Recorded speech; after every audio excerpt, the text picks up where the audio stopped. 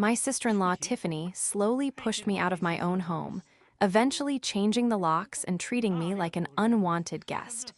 When she finally demanded I leave so she could build a nursery, I didn't pack. I pulled out the deed and evicted them instead. Before we continue today's story, we have an urgent announcement to make. Due to technical issues, we are pivoting towards another channel.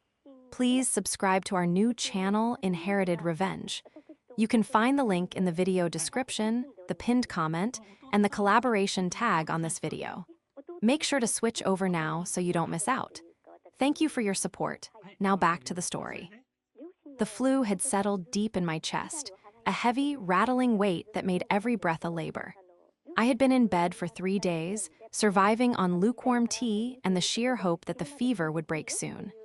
My head was pounding, a rhythmic thudding behind my eyes that made the sunlight filtering through the curtains feel like a physical assault. I just wanted to sleep. I just wanted silence. But silence was a luxury I apparently no longer owned. The sound of drilling shattered the quiet. It wasn't a distant hum. It was a violent, grinding noise that vibrated through the floorboards of my bedroom.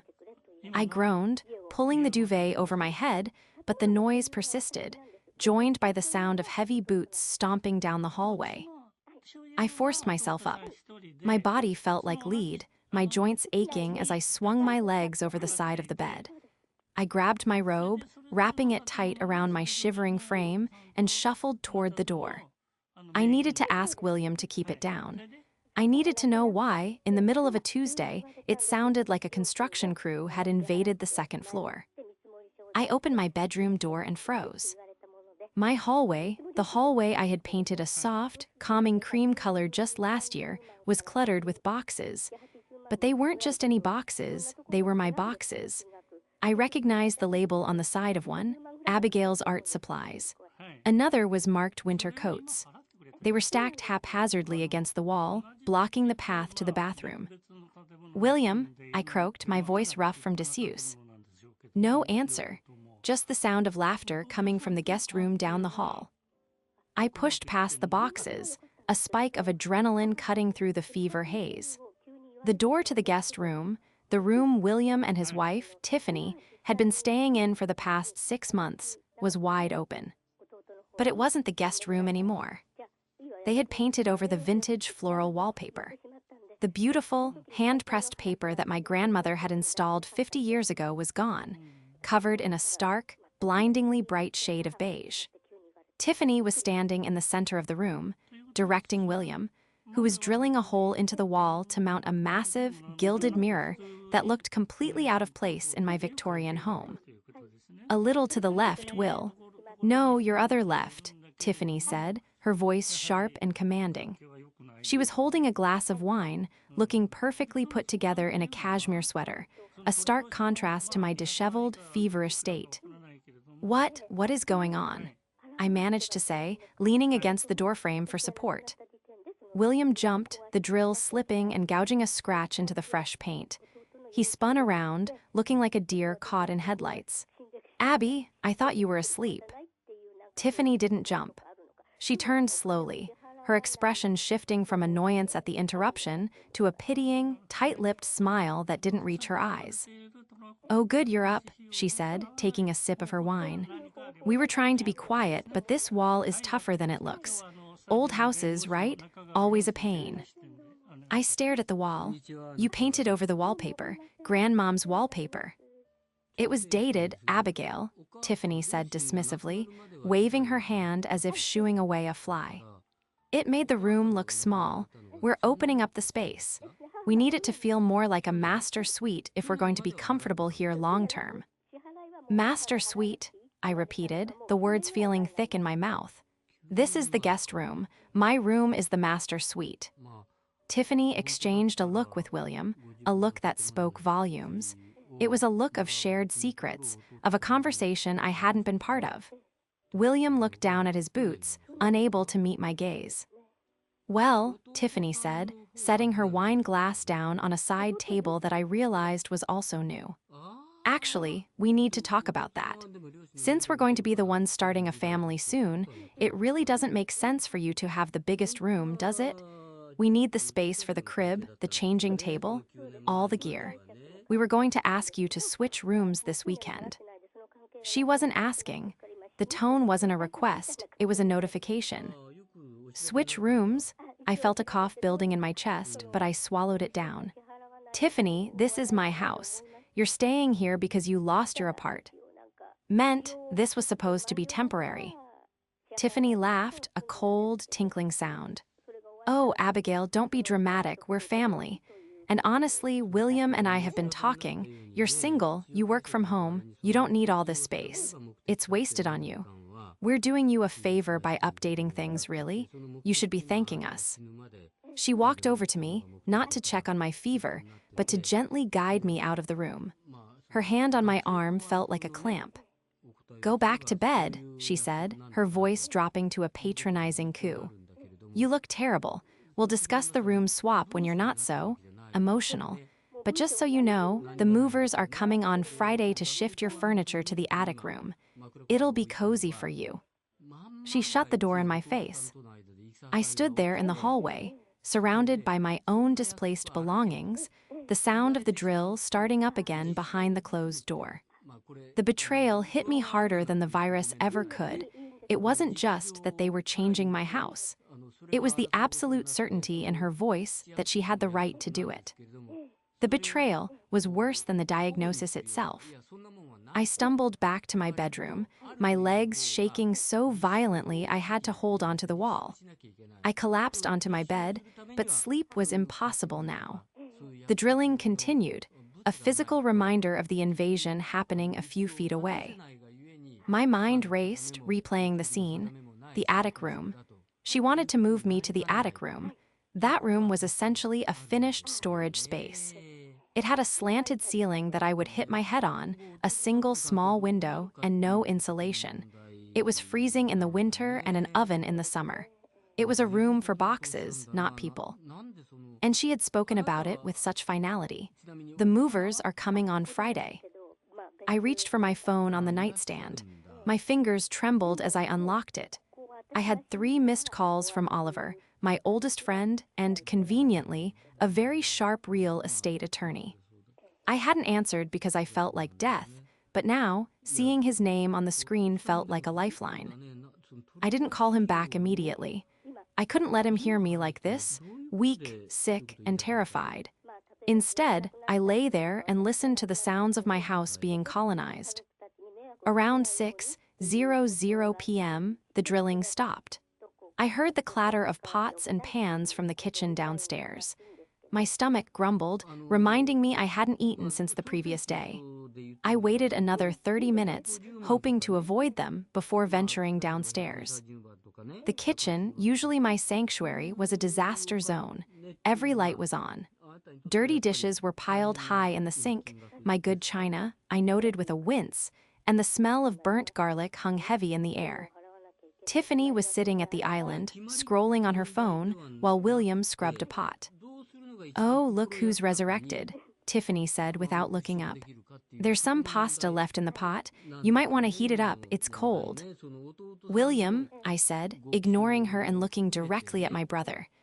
We need to talk about the room, about the wallpaper. William kept scrubbing, his shoulders hunched. Abby, please, not now. Tiff is really stressed with her work projects and the baby planning. We just need things to be settled. Settled? I walked further into the room, clutching my robe. You destroyed a historic part of this house without asking me, and you can't just move me into the attic. This is my home, William. I hold the deed. I pay the taxes. Tiffany finally looked up. Her eyes were narrow, calculating. We contribute, Abigail. We buy groceries. We pay for the internet. You buy the groceries you eat, I countered, my voice gaining a little strength. And you pay for the upgraded internet because you said mine wasn't fast enough for your streaming. That is not rent. Tiffany stood up, sighing as if she were dealing with a petulant child. This is exactly why we need to take charge. You're so transactional. Family isn't about deeds and taxes, Abigail. It's about need. We need the space. You don't. It's called equity. Just because grandmom left the house to you doesn't mean it's not morally William's home too. He grew up here. But she left it to me, I said firmly, because I took care of her for 5 years while you two were traveling Europe. Ancient history, Tiffany snapped. Look, we're not going to argue about this while you're spreading germs everywhere. The painters are coming for the hallway tomorrow. Try to stay out of their way. She grabbed a bottle of sparkling water from the fridge and marched out of the kitchen. William turned off the faucet. He finally looked at me, his eyes pleading. Abby, just let her have this. She's nesting. It's hormonal. Once the baby comes, she'll calm down. Please, for me. You're asking me to move into the attic, Will, I whispered. It's just temporary, he lied. We both knew it was a lie. Just until we get on our feet. He dried his hands on a toe. And followed his wife, leaving me alone in the messy kitchen. I looked at the pile of dirty dishes, my grandmother's wedding china, caked in dried tomato sauce. They hadn't even bothered to rinse them. I didn't eat the cold pasta. I made a cup of tea, my hands shaking not from fever, but from rage. They thought I was weak. They thought that because I was sick, because I was single, because I loved my brother, I would just roll over. They thought the family card was a trump card that overruled property law and basic decency. Tiffany had called me transactional. She had no idea. I took a sip of tea, the warmth spreading through my chest. I looked at the calendar on the wall. Friday. The movers were coming Friday. That gave me 3 days. I unlocked my phone and opened my text thread with Oliver. I didn't call. I typed a simple message. You were right about the prenup, and I think I'm going to need that file we prepared last year. The one labeled nuclear option. They thought they were taking over a helpless spinster's house. But they had forgotten one crucial thing. I was a medical illustrator. My entire career was built on understanding the precise, intricate structures of living things and exactly how to dismantle them. To understand why I didn't just throw them out that very night, you have to understand the history of the house, and my history with William. Our parents died when I was 22 and William was 20. It was a car accident, sudden and brutal. We were left with nothing but grief and each other. Grandmom took us in, but her health was already failing. For 5 years, I put my life on hold. I finished my master's degree online while changing her IVs, managing her medications, and maintaining this massive, creaky Victorian house that she loved more than anything. William, he couldn't handle the sickness. He couldn't handle the smell of decline, so he ran. He backpacked through Asia, he studied in London, he found himself in Bali. I didn't resent him for it, not really. I wanted him to be happy. I wanted one of us to escape the heaviness of our reality. When Grandmom passed, she left the house to me. It wasn't a slight against William, it was payment. It was her way of acknowledging the years I had sacrificed. William got a small cash inheritance, which he promptly invested in a tech startup that didn't exist 2 years later. I stayed. I built my career from the sunroom. I restored the crown molding by hand. I sanded the floors. This house wasn't just wood and brick to me, it was my skin, my bones. Then came Tiffany. William met her 3 years ago. She was a brand consultant and influencer manager, which seemed to involve a lot of brunch photos and very little actual consulting. She was beautiful, polished, and terrifyingly ambitious. From the moment I met her, I felt like a smudge on her otherwise perfect lens.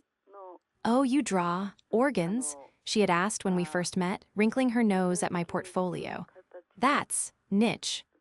When William lost his job at the accounting firm 6 months ago, right after they had leased a luxury condo they couldn't afford, I was the one who offered them a landing pad. "Just until you find something new," I had said. "The guest wing is private, you'll have your own space." It started small, Tiffany complaining about the draftiness. Tiffany suggesting I change the curtains in the living room because they were depressing. Then, I'd come home to find my furniture rearranged. "Feng shui," she'd claim, "it flows better." But the real trouble began 2 months ago when Tiffany announced she was pregnant. It wasn't a joyous announcement. It was a strategic deployment of a biological weapon. Suddenly, everything was about the baby's environment. My workspace was too loud when I was on Zoom calls with doctors. My cooking was too spicy for her morning sickness. The stairs were a safety hazard that needed to be carpeted, at my expense, of course.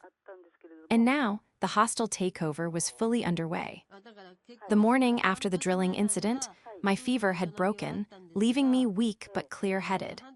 I made my way downstairs to find Tiffany holding court in my dining room. She had 3 people with her, a man in coveralls and 2 women with clipboards. "And this wall needs to come down," Tiffany was saying, gesturing to the partition between the dining room and the kitchen. "We need an open concept. It's essential for keeping an eye on the little one." "Excuse me," I interrupted, stepping into the room. The contractor looked at me, then back at Tiffany. "Is this the owner?" "I'm the sister-in-law," Tiffany said quickly, flashing a dazzling smile. "She lives here too, but she's been very ill. Don't worry about her. William and I are handling the renovations." "I am the owner," I said, my voice cutting through the room. I walked over to the contractor. "And no walls are coming down. In fact, I didn't authorize any estimate. You can leave." The contractor looked uncomfortable. He started to pack up his measuring tape. "Sorry, lady. I don't want to get in the middle of a domestic dispute." "There is no dispute," Tiffany hissed as the workers shuffled out the front door. Once they were gone, she spun on me, her face contorted in a way that ruined her curated aesthetic. "You embarrassed me. Do you know how hard it is to get that contractor?" "You are trying to knock down walls in a house you do not own," I said, crossing my arms. "It's for the family, Abigail. Why are you so selfish?" Tiffany shouted. "You're a spinster living in a 5-bedroom mansion. It's obscene. William is your brother. This is his birthright too." "Grandmom gave it to me." "Because she was senile?" Tiffany screamed. "William told me everything. You manipulated her. You guilt-tripped her into signing it over while he was away trying to build a life. You stole this house from him." I stared at her, stunned. Is that what William had told her? To cover his own guilt for abandoning us, had he painted me as the villain? "And now," Tiffany continued, stepping closer, smelling of expensive perfume and entitlement, "we are just taking back what should have been his. You're lucky we let you stay here at all. Once the baby comes, things are going to change, Abigail. Realistically, you're not going to fit into our dynamic. You should probably start looking for a condo. Something smaller, more manageable for a single woman your age." She smiled then. It was a terrifying, predatory smile. "I'm doing this for you, really. You look tired." She patted my cheek, a condescending, light tap, and walked away, pulling her phone out to undoubtedly call another contractor. She thought she had won. She thought she had broken me. She thought that by invoking William and the baby, she had checkmated me. She didn't know about the file on my desk. She didn't know about the clause in the deed. And she certainly didn't know that Oliver was on his way over and he wasn't coming for a social call. The morning after Tiffany's declaration of war, the house was eerily quiet. William had left for his job search, which I suspected was actually him sitting in a coffee shop scrolling through Reddit to avoid his wife, and Tiffany was out sourcing materials. I took advantage of the silence. I didn't go to the attic. I went to my office. My office was the sunroom at the back of the house. It was a sanctuary of glass and light, filled with my anatomy charts, my expensive digital drawing tablets, and the smell of graphite and old paper. But as I stepped inside, I felt a violation deeper than the drilling upstairs. My desk had been moved. It was shoved into the corner, away from the best light. In its place, Tiffany had set up a ring light and a tripod facing the garden. A ring light, in my medical illustration studio. I walked over to my desk. My papers were in disarray. Sketches of a aortic valve replacement were buried under a stack of bridal magazines. I shoved the magazines aside, my hands trembling with a cold, precise anger. I wasn't just annoyed anymore. I was calculating. I pulled out my phone and dialed Oliver. "Talk to me," Oliver said, picking up on the first ring. He didn't say hello. He knew me too well. "They're moving me to the attic," I said, my voice steady. "And Tiffany thinks she owns the place. She told me yesterday that I stole the house from William." "She said what?" Oliver's voice dropped an octave. I could hear the click of his keyboard in the background. "Abby, please tell me you recorded that." "I didn't, but she's escalating. She's talking about knocking down walls. She's bringing in contractors without my permission." "Okay," Oliver said, the clicking stopping. "We need to move. Now, you have two options. Option A, we file a restraining order and an immediate eviction notice. It'll be messy, it'll be loud, and William will probably cry. And option B.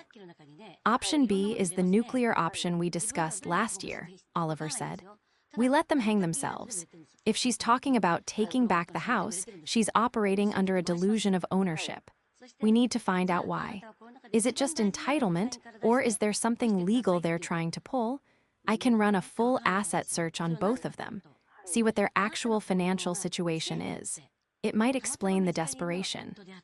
I looked at the ring light, then at the garden my grandmother had planted. "Do the search. I want to know everything. Every debt, every credit card, every lie." "Done. I'll have it by tomorrow.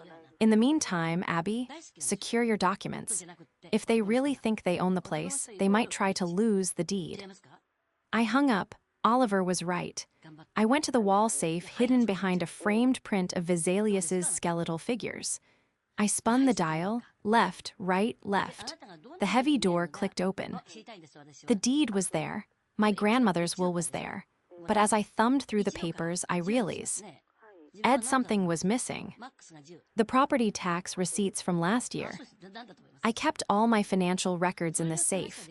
I knew I had put them there. I rifled through the folders again. Gone. My heart hammered against my ribs. Why would they take tax receipts? Unless they were trying to prove residency. Or worse, trying to claim they had been paying the taxes to establish some kind of squatter's right or equity claim. I closed the safe and locked it. I needed to be smarter. I couldn't just react to their noise. I had to anticipate their silence. I spent the rest of the afternoon not working, but documenting. I took photos of every room. I took photos of the damage they had done, the scratches on the floor, the holes in the plaster, the ruined wallpaper. I took a photo of the ring light in my office. I created a digital folder named Evidence and uploaded everything to the cloud, password protected. Then I waited. When they came home that evening, they were laughing. I heard the front door open, followed by the clinking of shopping bags. "It's going to be perfect, babe," Tiffany was saying. "The nursery will be right next to our room, and once we get that wall down." "Tiffany," I said. I was standing at the top of the stairs, looking down at them like a ghost. They both froze. Tiffany was holding several shopping bags from a high-end baby boutique. William was holding a bottle of champagne. "We need to discuss the contractors," I said calmly. "I called the company you brought in today. I told them that any work done on this property without the signature of the deed holder, me, would result in a lawsuit for property damage. They won't be coming back." The silence in the hallway was absolute. William looked at Tiffany, panic flaring in his eyes.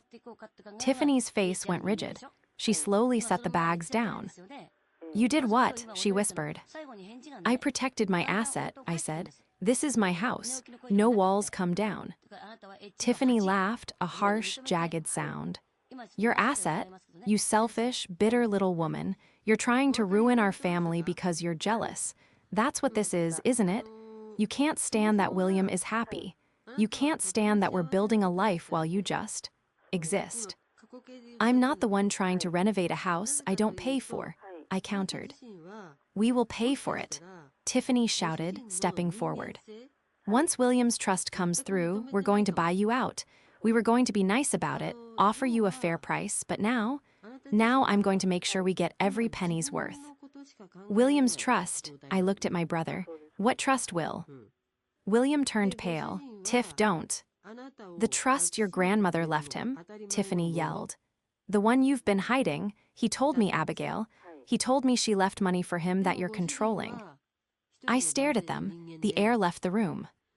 There was no trust. Grandmom had left William $10,000, which he had spent years ago. There was no secret fund. There was no buyout money coming. William had lied to her. He had built their entire financial future, their entire claim to this house, on a lie about a non-existent trust fund to keep her from leaving him. "Oh, William," I said softly, "what have you done?" The realization that my brother was conning his own wife and using me as the villain to do it changed the texture of my anger. It wasn't just annoyance anymore, it was disgust. But it also gave me leverage.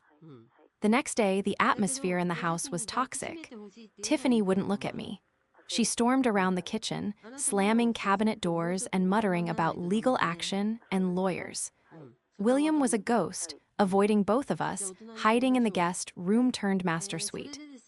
I decided to leave the house for a few hours. I needed to clear my head and pick up a prescription for the lingering cough that still rattled my chest. I was gone for maybe 2 hours. When I pulled my car into the driveway, I noticed something odd. The front door, usually painted a deep, welcoming navy blue, looked different. I grabbed my purse and walked up the steps. The paint was the same, but the hardware was new. The brass handle, worn smooth by 3 generations of my family's hands, was gone. In its place was a sleek, matte black smart lock with a keypad. I stared at it. A cold knot formed in my stomach. I reached into my bag and pulled out my key ring. I tried to insert my key into the backup cylinder. It didn't fit. They had changed the locks. I stood on my own porch, the wind biting through my coat, locked out of the home I owned. The audacity was so staggering I almost couldn't process it. It wasn't just a power move, it was an illegal eviction. I pressed the doorbell. I could hear it chime inside. No answer. I pressed it again, holding it down. Finally, the door opened a crack. Tiffany stood there, the chain lock engaged. She looked at me through the gap, her face a mask of faux innocence. "Oh, you're back," she asked. "Aid." "Open the door, Tiffany," I said, my voice low and dangerous. "We can't just let anyone in," she said breezily. "William and I decided to upgrade the security. Given how unstable you've been lately, shouting at contractors, threatening us, we didn't feel safe. So we installed a smart lock. I live here, I own this house. Open the door." "You can come in," she said, "if you agree to behave, and we need to talk about the attic. If you want the code to the door, you need to agree to move your things upstairs by the weekend. It's a fair trade. Security for cooperation." I looked at her. She was ransoming access to my own home. "Tiffany," I said, leaning in close to the crack, "if you don't open this door in 5 seconds, I'm not calling the police. I'm calling a locksmith to drill this door off its hinges, and then I'm calling the movers to put your things on the lawn." She hesitated. She saw something in my eyes. Maybe the fever had burned away my usual patience, and she unhooked the chain. "You're so dramatic," she muttered, opening the door. "It's just a lock. William has the code for you." I pushed past her, the heat of the hallway hitting my cold face. "Where is he?" "He's in the study," she said, closing the door behind me, "working on the guest list." "Guest list," I stopped. "For the housewarming," Tiffany said, walking past me toward the kitchen as if she hadn't just committed a crime. "Saturday night. We're inviting a few friends, some of my clients. It's a networking thing, a new beginnings party." She turned to face me, leaning against the wall where she had hung a hideous abstract, painting over my grandmother's vintage mirror. "And actually, Abigail, that's what I wanted to talk to you about. It's going to be a very specific crowd. High net worth, influencers, people who matter." She looked me up and down, her eyes lingering on my comfortable, paint-stained cardigan and my sensible shoes. "It would be better if you weren't here," she said. "Excuse me." "Just for the evening," she threw her hands up. "God, don't look so offended. It's just, You don't fit the vibe. It's going to be awkward if you're lurking around coughing and talking about. What was it? Heart valves? It's a buzzkill. We figured you could go stay at a hotel for the night. Treat yourself on us. On you, I laughed. With what money, Tiffany? Her eyes narrowed. With William's money from the trust. There is no trust, I shouted, finally snapping. William lied to you. There is no money. The only thing keeping a roof over your head is my generosity, which is rapidly running out. Tiffany's face went red. You're a liar. He showed me the statements. He showed me the bank app. He showed you a Photoshop file, I yelled back. Wake up, you are living in a fantasy. I am living in my house, she screamed, her voice cracking. And you are just the jealous sister trying to sabotage us. You know what? I'm done asking. You will be out for the party. And you will move to the attic. Or, I swear to God, Abigail, I will make your life here so miserable you'll beg to leave. She turned and stomped into the kitchen. I stood in the hallway, shaking. My hand gripped the banister. She was going to throw a party.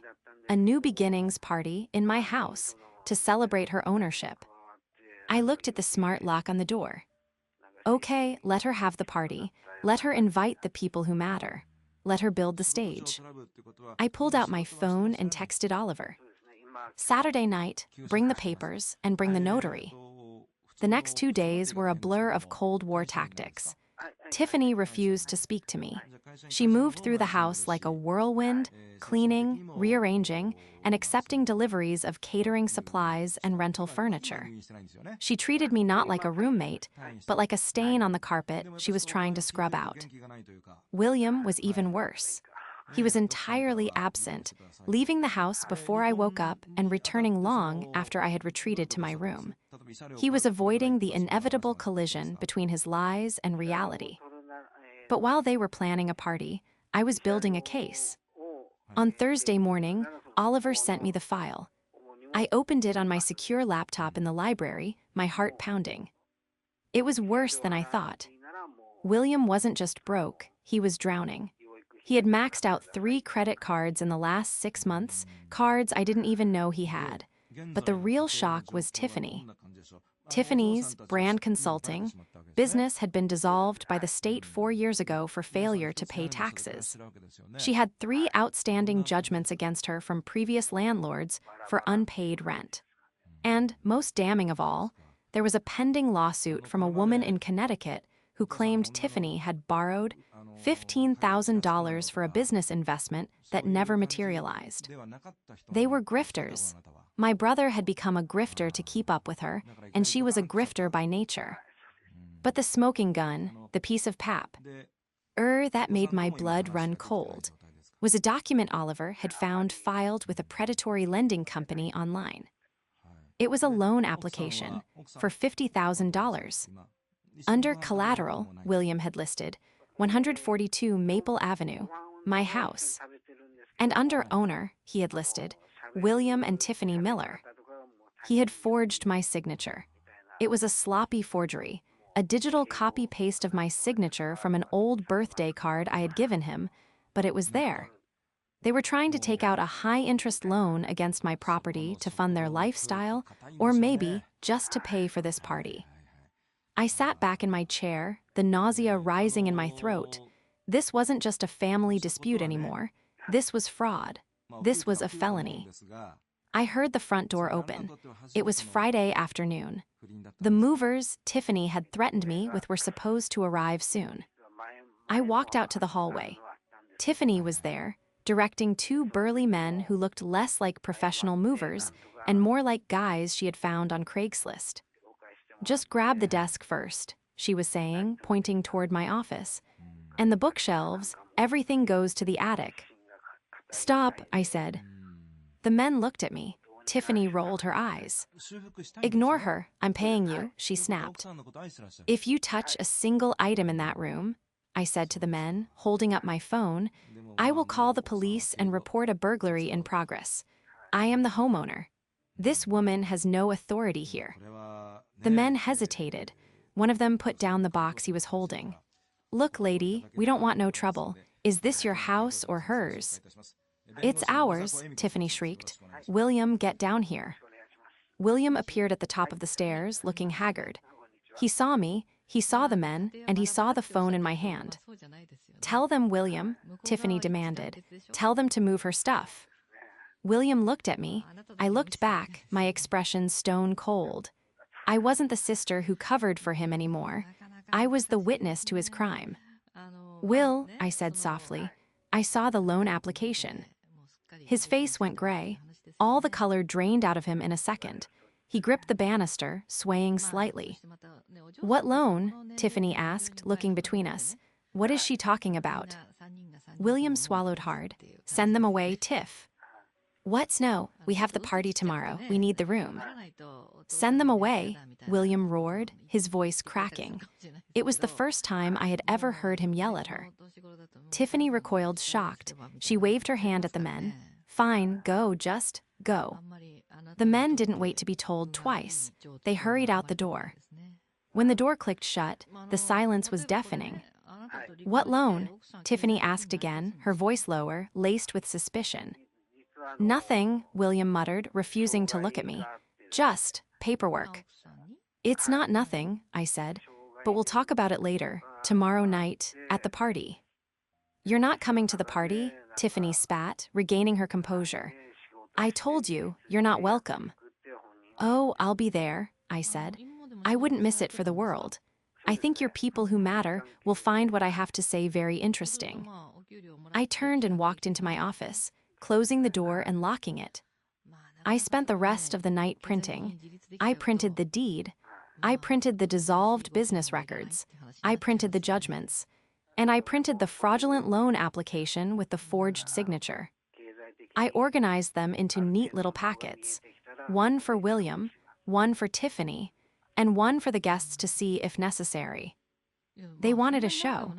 They wanted to present themselves as the successful, wealthy owners of a historic Victorian estate. I was going to give them the performance of a lifetime. The night of the party, I dressed not for a celebration, but for a funeral. I chose a sleek black dress, simple, elegant, and commanding. It was the kind of dress you wear when you need to be the strongest person in the room. I didn't hide in the attic. I stayed in my locked office until the clock struck 8:00 p.m. From behind my door, I could hear the transformation of my home. The silence I cherished had been replaced by the murmur of voices, the clinking of expensive crystal, and the soft thrum of jazz music. Tiffany had spared no expense, my expense, likely on the catering. I could smell truffle oil and roasted lamb wafting under the door. At 8:15, the noise level rose. It was speech time. I unlocked my door. I walked down the hallway, the plush runner muffling my footsteps. I reached the landing of the grand staircase, the spot where my grandmother used to stand to greet her guests. Below me, the living room and foyer were packed. There were maybe 40 people, a mix of Tiffany's influencer, friends in rented designer clothes, and a few of William's old colleagues who looked uncomfortable. Tiffany was standing by the fireplace, holding a flute of champagne. She looked radiant. I had to give her that. She was wearing a shimmering gold gown that shouted hostess. William stood beside her, looking like he was about to vomit. He was pale, sweating, and gripping his glass so hard I thought it might shatter. "Everyone, if I could have your attention," Tiffany called out, her voice chiming over the crowd. The music lowered. The room went quiet.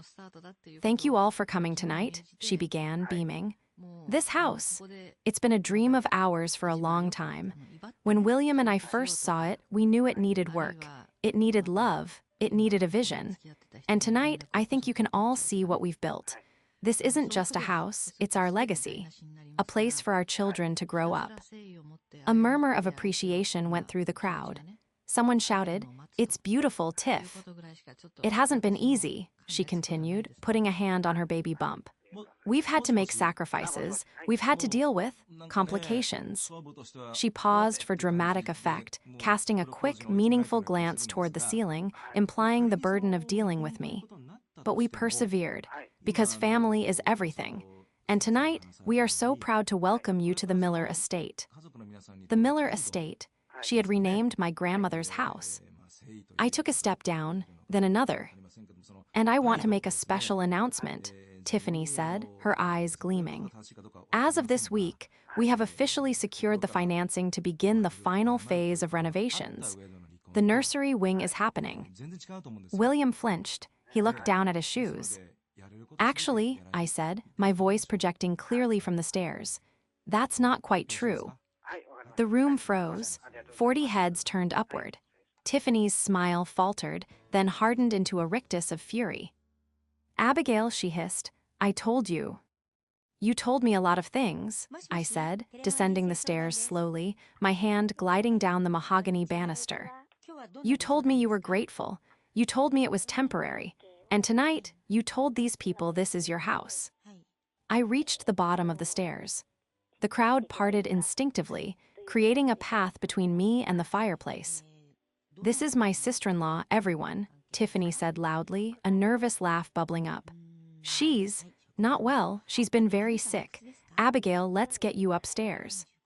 She moved toward me, her hand outstretched to grab my arm. Don't touch me, I said. I didn't shout, I didn't have to. The authority in my voice stopped her cold. I turned to the guests. My name is Abigail Miller. I am the sole owner of this property. The deed is in my name. The mortgage is in my name. The taxes are paid by me. She's delirious, Tiffany shrieked, looking frantically at William. Will, tell them about the trust.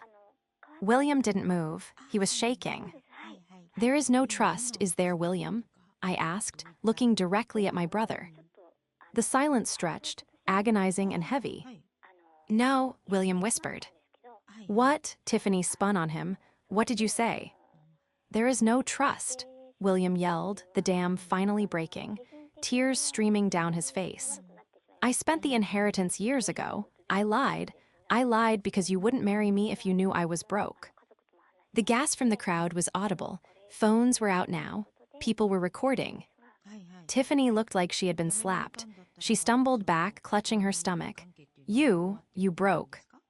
But that's not the worst part, I said, drawing the attention back to me. I reached into my small clutch and pulled out the folded papers. The worst part is the fraud. I held up the loan application. This, I said, is an application for a $50,000 loan against my house. It lists William and Tiffany Miller as the owners. It has a signature at the bottom that looks like mine, but isn't. I walked over to the table where the expensive hors d'oeuvres were displayed and set the paper down next to the brie. That is a felony, I said, looking at Tiffany. It's called mortgage fraud, and since you signed it too, Tiffany, you're an accessory. Tiffany's face went white. She looked at the paper, then at me, then at the guests who were now backing away, whispering furiously. I didn't know, she stammered. I thought, he told me. You knew the deed wasn't in your name, I said. You knew you didn't pay the taxes. You knew I lived here. You just didn't care.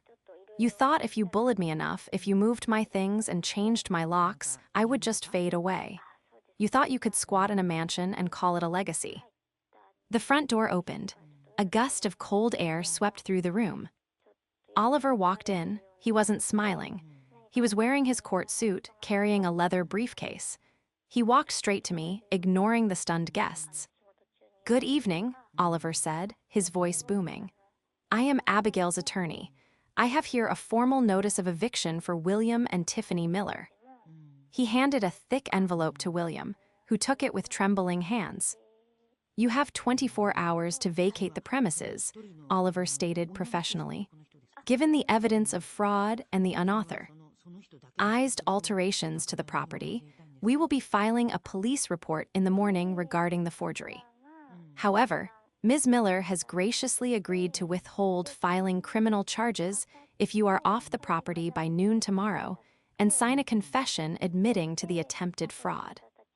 Tiffany looked around the room. Her friends were leaving. The people who matter were scurrying out the door, abandoning their wine glasses on the antique tables, desperate to distance themselves from the scandal. This isn't fair, Tiffany whispered, tears of rage spilling over. I'm pregnant. You can't do this to a pregnant woman. You did it to yourself, I said softly. You wanted a house so badly you stole it. Now you have nothing. I turned to the few remaining guests. The party is over, I said. Please leave my home. The exodus was swift. Within 10 minutes, the house was empty of strangers. The silence that followed was heavy, broken only by the sound of Tiffany sobbing in the guest room upstairs. I sat in the kitchen, the adrenaline finally leaving my system, leaving me exhausted. Oliver sat across from me, a comforting presence. "You did good, Abby," he said quietly. "I don't feel good," I admitted, looking at my hands. "I feel hollow." "That's normal. You just cut off a limb to save the body. It hurts, but you'll survive." William came down an hour later. He had a duffel bag over his shoulder. He looked 10 years older than he had that morning. "She's packing," he said, his voice a rasp. "Her parents are coming to get her. She says she's filing for divorce." I didn't say anything. I just nodded. "I'm sorry, Abby," he said, and for the first time in a long time, I believed him. I wanted to be the guy she wanted. I wanted to be successful. And when the lie started, I couldn't stop it. It just got bigger and bigger. "You tried to steal my house, Will," I said. "You forged my signature." "I know," he wept. "I know. I was going to pay it back. I swear. I just needed the cash to keep her happy for a few more months until I found a job." "You need help," I said. "Serious help, and you're not going to find it here." He nodded. "I'm going to stay at a motel tonight. Then, I don't know, maybe go upstate, work construction with cousin Mike, get my head straight." "That sounds like a good plan." He hesitated at the door. "Do you hate me?" I looked at him. My little brother, the boy I had protected from bullies, the boy I had grieved with. "I don't hate you," I said, "but I don't trust you, and I don't know if I ever will again." He lowered his head and walked out into the night. The next morning, by noon, they were gone. The house was a wreck. There were holes in the walls, half-finished paint jobs, and the smell of stale champagne. But it was my wreck. I spent the next month reclaiming my life. I hired a professional crew, with Oliver's vetting, to repair the damage. I had the guest room stripped of its beige paint and repapered in a vintage floral print that looked just like grandmom's. I moved my desk back to the center of the sunroom. I didn't press charges. I had the signed confession, notarized by Oliver, tucked away in my safe. It was my insurance policy. If Tiffany ever tried to come back, if she ever tried to claim common law marriage or tenant rights, I had the proof that would send her to prison. She sent me a few nasty texts, blaming me for her divorce, for the stress on the baby. I blocked her number. I heard from a friend that she moved back in with her parents and was spinning a story on social media about being blindsided by a toxic family. Let her talk. I had the deed. William called me 3 months later. He was working hard, sober, and living in a small apartment. We talked for 5 minutes. It was awkward, stilted, and painful, but it was a start. One evening, 6 months after the party, I sat in my sunroom. The light was perfect, golden hour, filtering through the trees. I was working on a complex illustration of the human heart, detailing the chambers, the valves, the delicate machinery that keeps us alive. It struck me then how resilient the heart is. It can be stressed, it can be scarred, it can be forced to work under immense pressure. But as long as the structure holds, as long as the foundation is strong, it keeps beating. I looked around my quiet, beautiful home. The silence wasn't lonely anymore. It was peaceful. I picked up my stylus and went back to work.